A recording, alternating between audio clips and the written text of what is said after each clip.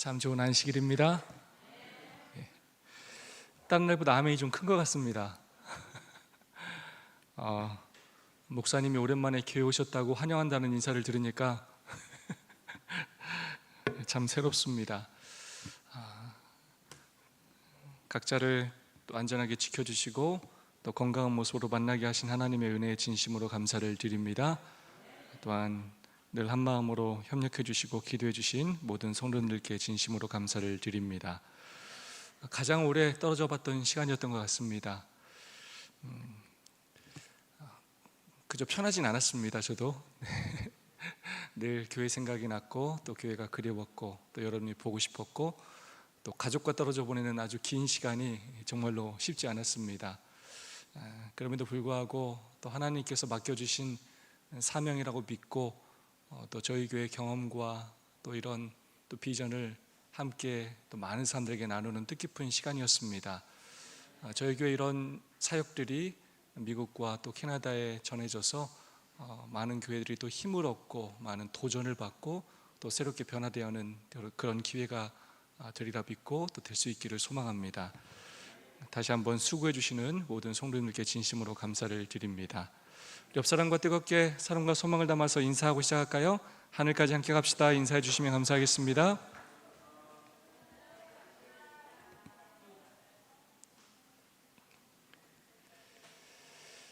네, 이번 주 TMI 실천해 보세요 제안 내용입니다. 사람들을 칭찬하는 습관을 기르세요. 어린이를 데리고 온 부모를 도와주세요.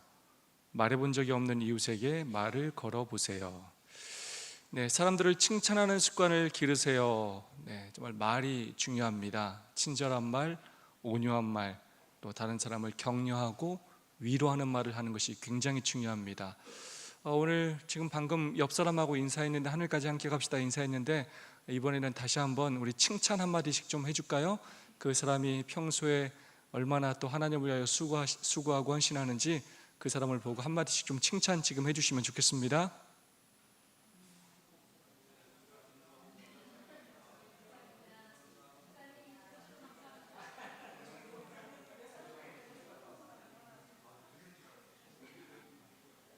네, 감사합니다.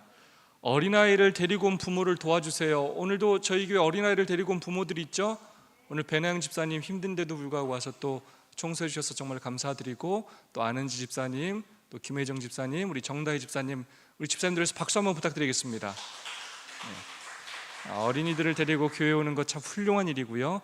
저희들이 그들의 필요를 잘 살피고 더욱더 잘 도와줘야 되겠고 이 교회가 부모들이 어린아이를 데리고 교회에 오는 일에 부담을 느끼거나 어려움을 느끼지 않도록 좋은 환경과 프로그램을 만들어주고 또 그 어린이들을 사랑으로 돌보는 그런 교회가 되기를 소망합니다. 말해본 적이 없는 이웃에게 말을 걸어보세요.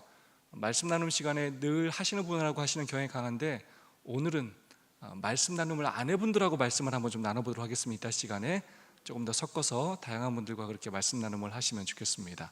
제 6과입니다. 시간 참 빠르죠?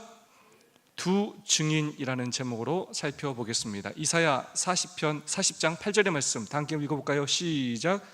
푸른 마르고 꽃은 시드나 우리 하나님의 말씀은 영원히 서리라. 아멘. 이 짧은 말씀이지만 우리에게 얼마나 강한 인상을 주는 말씀인지 모르겠습니다. 솟아나는 그 싱글싱글한 그 풀도 또 아름다운 꽃도 영원하진 않다는 것입니다. 그것은 때가 지나면 시들고 사라지지만 하나님의 말씀은 영원히 변치 않고 굳게 서 있다는 것입니다. 교과 78페이지 말씀 읽고 시작해 볼까요? 수세기 동안 하나님의 말씀은 난도질 당하고 의심받고 폐기되었다. 성경은 수도원에 격리되거나 광장에서 불살라지고 갈기갈기 찢겼다. 신자들은 조롱, 모욕, 투욕을 겪고 심지어 순교당했다. 그 모든 일에도 불구하고 하나님의 말씀은 승리했다. 중세교회는 성경을 믿는 신실한 그리스도인들을 핍박했다. 하지만 하나님의 말씀은 어둠을 비추었다. 압제와 박해도 하나님의 말씀이 선포되는 것을 막지 못했다. 아멘.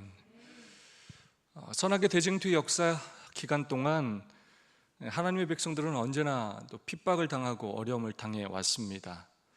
특별히 이번 주는 성경과 기독교 신앙에 대해서 사단의 가장 악의적인 그런 공격이 있었던 그 시기를 살펴보게 될 것입니다.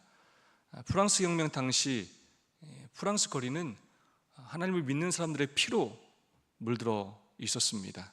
광장에는 단교대가 설치되었고 수천 명이 학살당했으며 무신론이 그렇게 판을 쳤고 프랑스는 무신론 국가가 되었습니다. 그럼에도 불구하고 하나님의 말씀은 꺾이지 않고 계속해서 증거되었습니다. 그 역할을 했던 두 증인에 대해서 오늘 살펴보겠습니다. 계시록 16장 11장 3절로 6절의 말씀입니다. 내가 나의 두 증인에게 권세를 주리니 그들이 굵은 베옷을 입고 1260일을 예언하리라. 그들은 이 땅의 주 앞에 서 있는 두 감람나무와 두 촛대니 만일 누구든지 그들을 해하고자 하면 그들의 입에서 불이 나와서 그들의 원수를 삼켜버릴 것이요 누구든지 그들을 해하고자 하면 반드시 그와 같이 죽임을 당하리라. 그들이 권능을 가지고 하늘을 닫아 그 예언을 하는 날 동안 비가 오지 못하게 하고 또 권능을 가지고 물을 피로 변하게 하고 아무 때든지 원하는 대로 여러 가지 재앙으로 땅을 치리로다. 네, 내가 나의 두 증인에게 권세를 주리니, 하나님께서 두 증인에게 권세를 주셨고 그 두 증인이 무엇을 하는지 그들이 하는 일에 대하여 계시록 11장이 기록하고 있습니다. 굵은 베옷을 입고 1260일 동안 예언을 할 것이고 주 앞에 서 있는 감람나무와 두 촛대가 바로 두 증인인데 그들이 그 원수를 삼켜버리는 일을 또 할 것이고 두 증인이 하는 일들에 대하여 그렇게 자세히 기록하고 있습니다. 특별히 이번 교과는 스가랴 4장을 다시 한번 인용하면서 두 증인에 대하여 그렇게 거듭 설명하고 있습니다. 스가랴 4장에는 황금 등잔대 양쪽에 있는 두 감람나무 이야기를 하면서 이 두 감람나무가 바로 이 두 증인의 역할을 하고 있다라고 말하고 있습니다. 요한계시록 11장의 이상과 같은 모습을 스가랴 4장에서는 보여주고 있는데요. 그 두 감람나무에서 이렇게 기름이 공급되어서 그 일곱 촛대에게 그 기름이 전달되는 그런 모양이 그림으로 그려져 있죠. 스가랴 4장 14절은 이렇게 말하고 있습니다. 기름 부음 받은 자 둘이니 온 세상의 주 앞에 서 있는 자. 네, 감람나무는 이 등잔대에 기름을 공급해서 계속해서 그 일곱 등대가 빛을 발하도록 돕는 일을 하고 있습니다. 시편 119편 105절은 이렇게 말하고 있습니다. 주의 말씀은 내 발의 등이요 내 길의 빛이니이다. 네, 끊임없이 그 어둠 속에서도 빛을 잃지 않고 그렇게 빛을 발하는 그것은 하나님의 말씀이고 또 그것을 돕는 일을 바로 그 기름이 두 감람나무가 하고 있다는 것입니다. 그래서 교과 81페이지는 두 증인에 대하여 이렇게 말하고 있습니다. 이 두 증인은 누구인가? 기록된 말 성경의 모습과 요한계시록 11장에 제시된 특징을 고려할 때 우리는 두 증인이 하나님의 빛과 진리를 세상에 전하는 구약과 신약의 성경이라는 결론을 내릴 수 있다. 네, 간단하게 얘기하자면 두 증인은 누구라고요? 구약과 신약이라는 것입니다.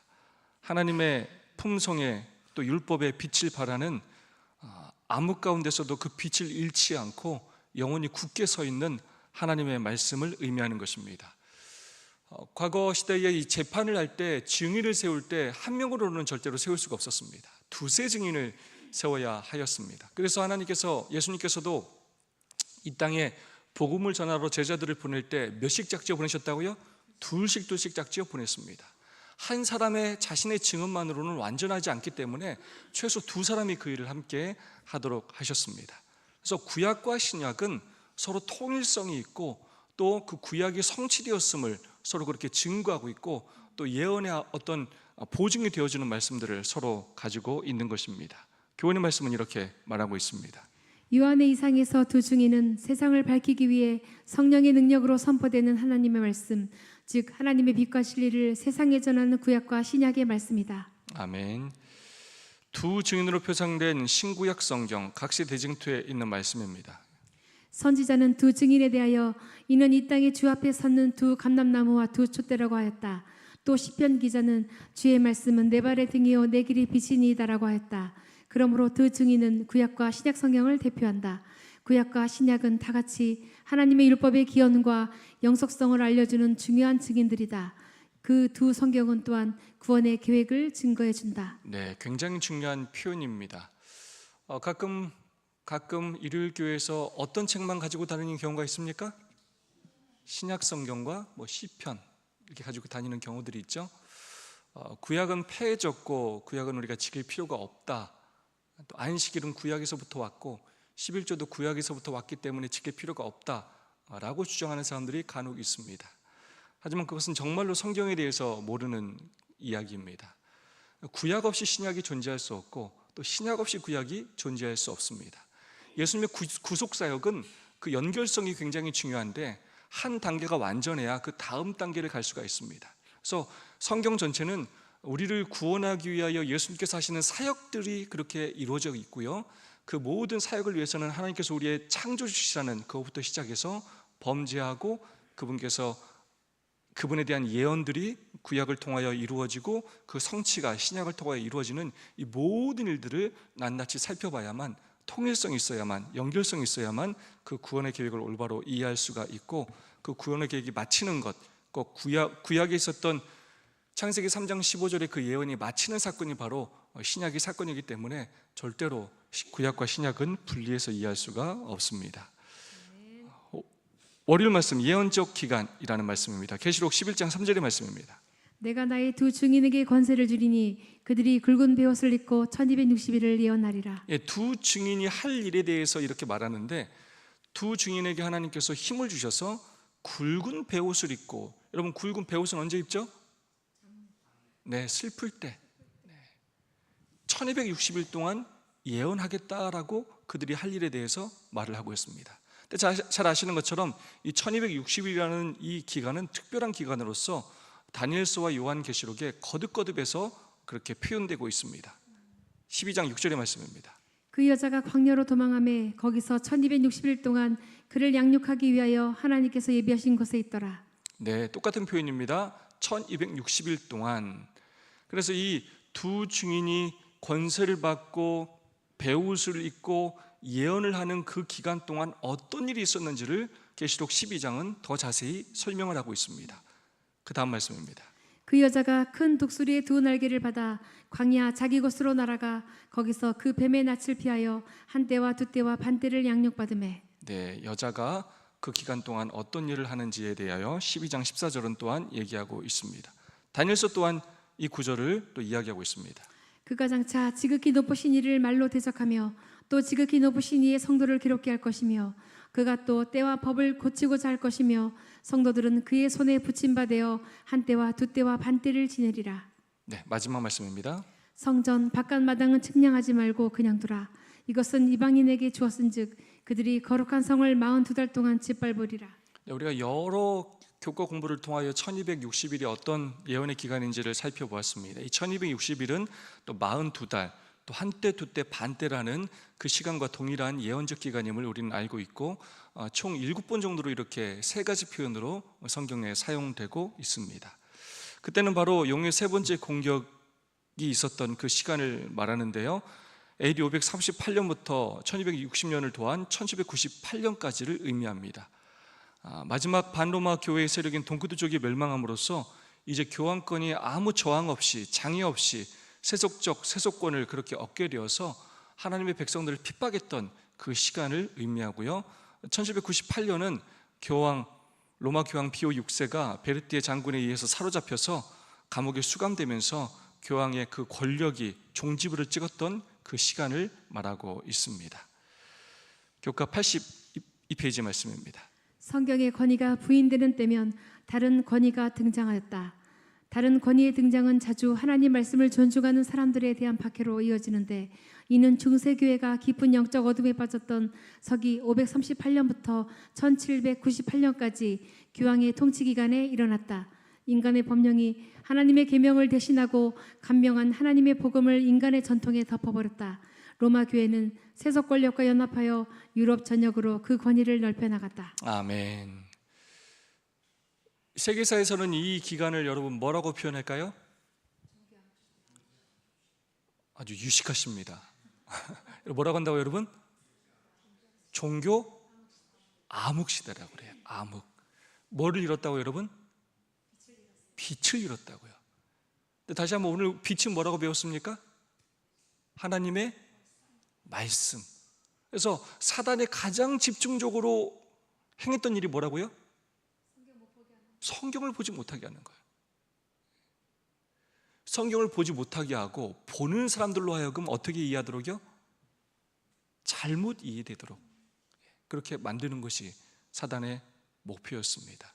그래서 인간의 법령이 하나님의 율법을 대신했고 인간의 전통과 유전이 하나님의 복음을 덮어버렸습니다. 그리고 로마교회는 세속 권력과 연합해서 하나님 믿는 백성들을 핍박하면서 그렇게 성경이 빛을 잃도록 끊임없이 노력했다는 것입니다. 그 와중에도 하나님의 말씀을 지키기 위하여 목숨을 걸고 사는 사람들이 있었고 그 선악의 대쟁투에서 여전히 하나님은 당신의 남은 백성을 가지고 계셨다는 것입니다. 83페이지 말씀입니다. 이러한 영적 암흑 속에서도 하나님의 말씀은 보존되었다. 흑암 중에도 말씀을 소중히 여기고 그 교훈대로 살았던 사람들이 있었다. 하지만 유럽의 대중에 비하면 그들은 소수에 불과했다. 왈도파, 야누스, 제롬, 마틴 루터, 울리 츠빙글리, 존 칼뱅, 존 웨슬리와 찰스 웨슬리, 그리고 수많은 종교 개혁자들은 그들이 빛을 받은 만큼 하나님의 말씀에 충실했다. 아멘. 그러한 암흑 속에서도 하나님은 하나님의 말씀을 지키는 당신의 백성을 가지고 있었다는 것입니다. 목숨을 걸고 말씀을 지키며 그 말씀대로 살았던 사람들이 있었다는 것입니다. 비록 소수에 불과했지만 하나님의 그 백성들을 통하여 이 빛은 유지되었고 마지막 시대까지 이렇게 전해지게 되었다는 것입니다. 그리고 마지막 선악간의 대쟁투에서 바로 저희들에게 그 사명을 맡기셨고 저희들을 통하여 그 마지막 사명을 감당하기를 원하신다는 것입니다. 교훈의 말씀입니다.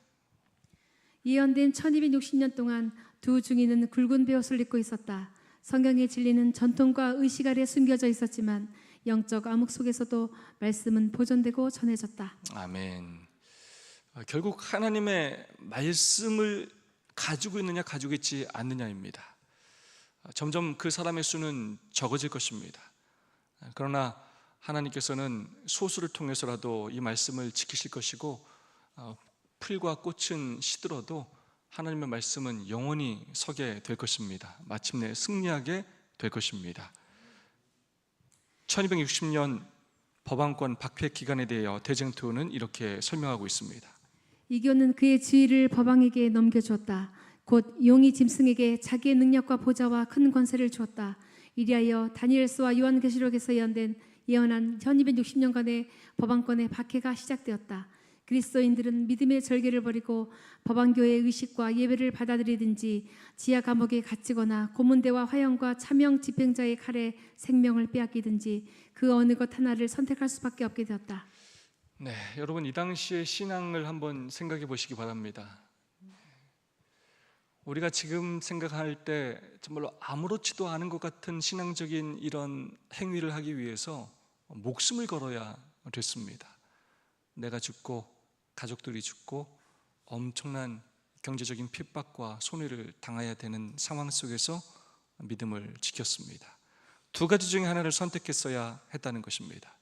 믿음의 절개를 버리고 법왕교회 의식과 예배를 받아들이든지 아니면 감옥에 갇히거나 고문대와 화형 그리고 칼에 생명을 빼앗기든지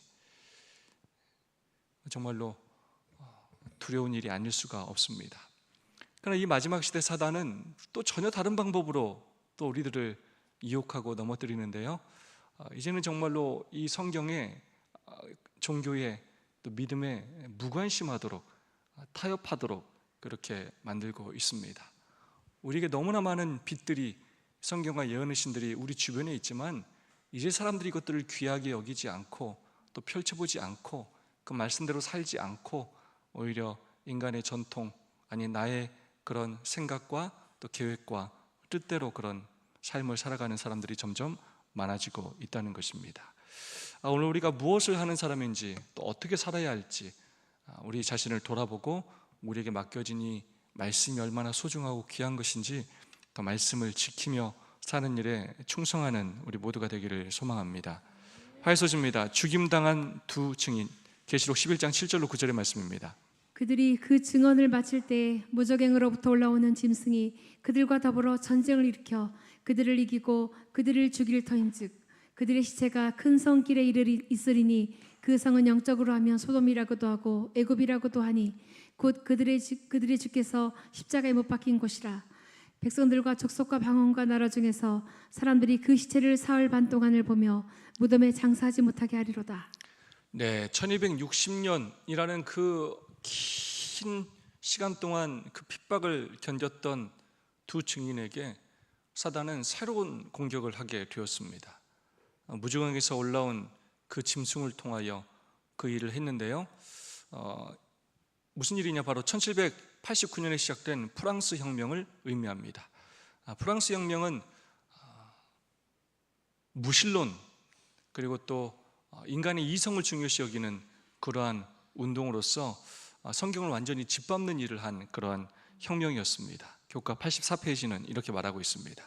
정부는 기독교를 대체할 목적으로 국가가 후원하는 무신론 종교인 이상 숭배를 공식적으로 선포했다. 1793년 11월 10일 프랑스 전역에서 이성의 축제가 열렸다. 프랑스 전역의 교회는 이성의 신전으로 바뀌었고 살아있는 여인이 이성의 여신으로 즉위했다. 성경은 길거리에서 불태워졌다. 하나님은 존재하지 않으며 죽음은 끝없는 잠일 뿐이라고 선언되었다. 사탄은 하나님의 두 증인을 죽이기 위하여 불경건한 사람들을 통해 이랬다. 네, 캐톨릭이 하나님의 말씀을 올바로 보지 못하게 했고 또 잘못 이해하게 하면서 많은 사람들은 성경에 대한 불신뿐만 아니라 종교에 대한 많은 반감들을 갖게 되었고 그러한 또 일로서 무신론, 인간의 이성을 더욱더 중요시하는 그런 풍토가 생기게 되면서 결국은 프랑스 혁명이 일어나게 되었고 성경을 길거리에서 불태우면서 그렇게 하나님의 존재를 부인하는 일들이 아무렇지도 않게 행해지게 되었습니다. 교과 85페이지의 말씀입니다. 요한계시록 11장 9절은 하나님의 두 증인의 시신이 사흘 반, 즉 실제 3년 반을 의미하는 예언의 날 동안 묻히지 못하고 누워 있을 것이라고 말한다. 프랑스 혁명 당시 무신론은 적어도 약 3년 반 동안 최고조에 달했다. 이 기간은 파리에서 종교를 폐지하는 법령이 공포된 1793년 11월 26일부터 프랑스 정부가 종교 폐지에 관한 법령을 철회한 1797년 6월 17일까지에 해당된다. 네, 두 증인의 시신이 아예 묻히지도 못하고 누워 있을 것이라는 그 기간으로 3년 반을 성경은 말했는데 실제로 파리에서 종교를 폐지하는 법령이 공포돼서 그 다음에 그 법령이 철회될 때까지 약 3년 반년 동안의 그런 시간이 걸렸다는 것입니다. 교훈의 말씀입니다. 예언 기간 동안 말씀을 증거한 이들을 통해 살아남은 두 증인은 이후 무적행에서 나온 무신론과 부도덕의 영향으로 죽게 되었고 성경은 거의 폐기되었다. 네, 그 당시 정말로 더 이상 성경이 빛을 발하지 못할 것처럼 완전히 폐기되는 것처럼 그렇게 보였던 시기였다는 것입니다. 프랑스 혁명과 공포 시대 동안에 프랑스를 지배하고 있던 무신론의 세력은 하나님과 그분의 거룩한 말씀에 대하여 싸움을 벌였는데 그것은 세계가 일찍이 목격하지 못하였던 일이었다. 국회는 하나님을 예배하지 못하도록 금지시켰다. 그리고 성경을 모아다가 될 수 있는 대로 모멸적인 태도를 보이면서 공중 앞에서 불태워버렸다. 하나님의 율법은 유린당하고 성경에 명시된 제도들은 폐지되었다. 여러분, 이게 얼마나 끔찍한 일이었는지 우리가 지금 예측을 할 수 없지만 한 가지 예를 들자면 우리가 코로나 때만 한번 여러분 생각해 보시기 바랍니다. 교회 예배를 금지시켰을 때 교인들이 정말로 교회 나와서 예배드리면 죽을 것처럼 생각했던 적이 있어요. 네. 안식일에 당연히 교회를 안 나와야 되고 모이면 안 되고 이렇게 해서 정말로 교회 가는 사람들을 마치 범법자 취급하고 세상 사람들뿐만 아니라 교인들까지도 그렇게 생각했던 사람들이 정말 많아요.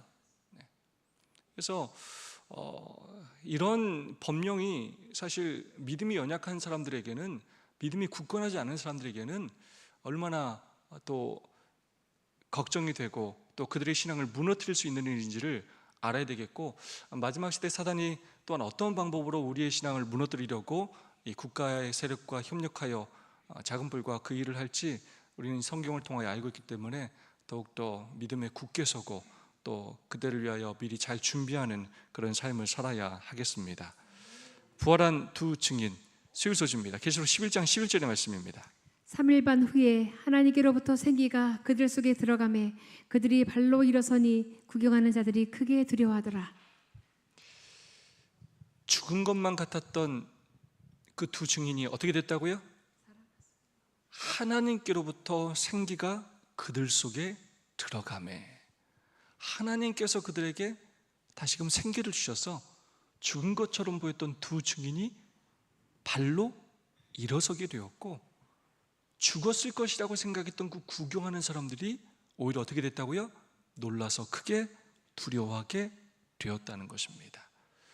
아까 읽었던 우리의 성경 말씀처럼 꽃은 풀은 시들고 꽃이 다 사라진다 할지라도 하나님 말씀이 굳게 서는 것처럼, 영원히 굳게 서는 것처럼 하나님의 말씀은 절대로 사라지지 않는다는 것입니다. 교과 86페이지 말씀입니다.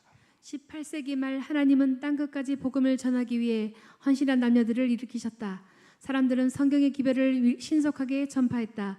그중 한 사람인 윌리엄 캐리는 인도를 여행하며 수십 개의 현지 방언으로 성경을 번역했다. 말씀의 능력에 힘입어 선교사들이 전 세계로 파송되었다. 아멘. 결국 사람 대 사람의 싸움입니다.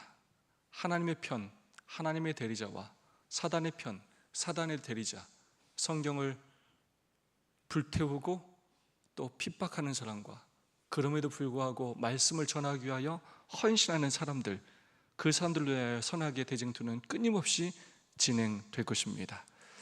윌리엄 캐리 같은 사람이 성경을 수십 개의 현지 방언으로 번역했고 또 많은 사람들이 성경을 각지로 전파하면서 복음은 그때 힘있게 전파되었다는 것입니다. 각시대쟁투 288페이지 말씀입니다. 일찍이 무신론자 볼테르는 다음과 같이 장담하였다. 나는 12명이 그리스도교를 세웠다는 말을 지긋지긋하게 들었다. 그러나 나는 이것을 무너뜨리는 데는 한 사람이면 충분하다는 것을 증명할 것이다. 그가 죽은 후 여러 세대가 지나갔다. 수백만의 사람들이 성경을 대적하는 쟁투에 가담하였다. 그러나 성경을 멸절시킬 수는 없었다. 볼테르 시대에 성경이 100권 있었다고 한다면 오늘날은 1만 권 아니면 10만 권의 성경이 있는 셈이다. 아멘. 사단이 아무리 불태우고 또 당시 그의 대리자들을 통해서 하나님의 백성을 핍박하는 일을 하고 죽인다 할지라도 하나님의 말씀은 계속해서 전파될 것이고 하나님의 사역은 계속해서 이루어지고 승리하게 된다는 것입니다. 단계 볼까요? 시편 119편 89절의 말씀입니다. 시작. 여호와여 주의 말씀은 영원히 하늘에 굳게 섰사오며. 하나님이 영원하신 하나님이고 하나님은 누구도 하나님을 해할 수가 없습니다. 하나님께서 온 우주 만물을 창조하셨고 또 유지하고 계십니다. 그것처럼 사단이 아무리 난리를 치고 노력한다 할지라도 하나님의 말씀은 변함없이 하늘에 굳게 영원히 서 있게 될 것입니다. 교훈의 말씀입니다. 성경 말씀은 공격과 억압 중에도 사라지지 않고 여전히 살아서 사람의 마음에 말하며 이를 듣고 따르고자 하는 사람에게 새 생명을 불어넣고 있다. 아멘. 하나님께서 당장이라도 사단을 없애실 수 있지만 그 죄의 실상을 온 우주에 낱낱이 드러내시기 위하여 여전히 참고 인내하고 계시고 마지막 때를 기다리고 계신 것입니다. 이전보다 높임받은 두 증인, 그 이유로 해 결국 전보다 훨씬 더 이 성경은 많은 사람들에게 높임을 받게 되었다는 것입니다. 287페이지입니다. 하늘로부터 큰 음성이 있어 이리로 올라오라 함을 저희가 듣고 구름을 타고 하늘로 올라가니 저희 원수들도 구경하더라. 프랑스가 하나님의 두 증인에 대하여 도전하였으므로 그 두 증인은 오히려 전에 없이 높임을 받았다. 1804년에 영국 성서공회가 조직되었다. 그 후로 유럽 대륙의 이와 유사한 조직체들과 지부들이 형성되었다. 또한 1816년에는 미국 성서공회가 창설되었다. 한쪽의 공격이 강하면 한쪽이 쓰러지는 것처럼 보이고, 그러나 하나님께서 또 다시 일으키시고 사단이 죽은 것처럼 보였다 또 힘을 내서 또 공격하고, 이 역사적인 일들이 계속 반복되는 것처럼 보입니다. 그러나 그렇게 할수록 끊임없이 순교자의 피들을 통하여 복음은 더욱더 확장되고 결국 마지막 때는 이르게 된다는 것입니다. 그리고 그 마지막 때 어떤 일이 있게 되느냐, 무엇으로 끝이 나게 되느냐, 결국 진리가 승리하게 된다는 것입니다. 계시록 11장 15절로 18절까지의 말씀입니다. 일곱째 천사가 나팔을 불매 하늘에 큰 음성들이 나서 이르되 세상 나라가 우리 주와 그의 그리스도의 나라가 되어 그가 세세토록 왕노릇 하시리로다 하니 하나님의 앞에서 자기 보좌에 앉아있던 24장로가 엎드려 얼굴을 땅에 대고 하나님께 경배하여 이르되 감사하옵나니 옛적에도 계셨고 지금도 계신 주 하나님 곧 전능하시니여 친히 큰 권능을 잡으시고 왕노릇 하시도다. 이방들이 분노하며 주의 진노가 내려 죽은 자를 심판하시며 종 선지자들과 성도들과 또 작은 자든지 큰 자든지 주의 이름을 경외하는 자들에게 상 주시며 또 땅을 망하게 하는 자들을 멸망시키실 때로소이다 하더라. 아멘. 결국은 하나님의 나라가 이 땅에 오게 된다는 것입니다. 여러분, 하나님의 나라의 특징이 뭡니까? 영원하고 또 뭐가 있어야 됩니까? 네, 왕이 계시지만 특별히 하나님의 율법이 있어야 합니다. 결국 하나님 나라의 백성들은 하나님 율법에 순종하는 사람들이 그 나라에 살게 될 것입니다. 주의 이름을 경외하는 자들, 하나님의 율법을 지킨 자들에게는 상을 주시고 또 땅을 망하게 하는 자들을 멸망시킨, 그때 하나님의 율법을 거절하고 질법했던 사람들은 마침내 멸망을 당하게 된다는 것입니다. 그렇게 결국 진리는 승리하게 된다는 것입니다. 288페이지 말씀입니다. 사람의 권위 위에 세워진 것은 무엇이나 전복될 것이다.